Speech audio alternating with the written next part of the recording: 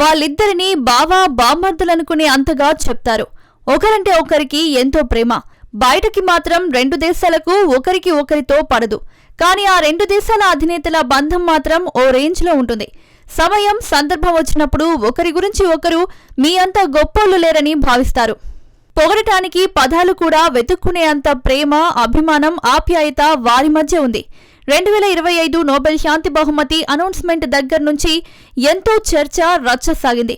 ప్రపంచ రాజకీయాల్లో కొత్త మలుపు తిప్పింది.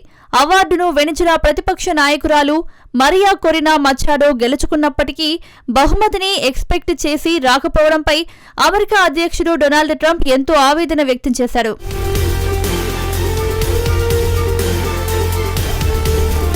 అయితే అక్కడ రష్యా అధ్యక్షుడు వ్లాదిమిర్ పుతిన్ మాత్రం ట్రంప్ గురించి చేసిన వ్యాఖ్యలతో మరోసారి వార్తల్లో నిలిచారు.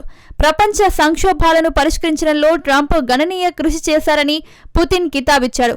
పుతిన్ వీడియోకు ఆ వెంటనే ట్రంప్ సోషల్ మీడియాలో స్పందించాడు. అధ్యక్షుడు పుతిన్కు ధన్యవాదాలని ట్వీట్ చేశాడు. పుతిన్ నోబెల్ కమిటీ గత నిర్ణయాలను విమర్శిస్తూ వారు శాంతిని ప్రోత్సహించని వ్యక్తులకు బహుమతులు ఇచ్చారని ఎద్దేవా చేశాడు. అవార్డు ప్రతిష్ట దెబ్బతిందంటూ మండిపడ్డాడు. అయితే ట్రంప్పై మాత్రం నిజాయితీగా ప్రయత్నిస్తున్నారని, కొన్ని విషయాలు పనిచేస్తాయన్నాడు.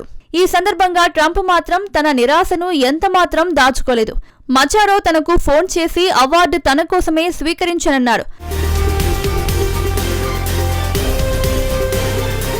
ఆమె నిజంగా మంచి మనిషిని ట్రంప్ కొనియాడాడు.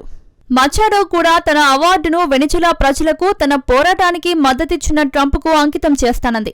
అయితే వైట్ హౌస్ ప్రతినిధి స్టీవెన్ చియుంగ్ ట్వీట్ చేస్తూ నోబెల్ కమిటీ శాంతిపై కాక రాజకీయాలపై దృష్టి పెట్టింది. ట్రంప్ మాత్రం యుద్ధాలను ఆపి ప్రాణాలను కాపాడడం కొనసాగిస్తారని పేర్కొన్నారు. ఇక నార్వే కమిటీ మాత్రం తమ నిర్ణయం పూర్తిగా ఆల్ఫ్రెడ్ నోబెల్ సంకల్పం ఆధారంగా తీసుకున్నదని స్పష్టం చేసింది.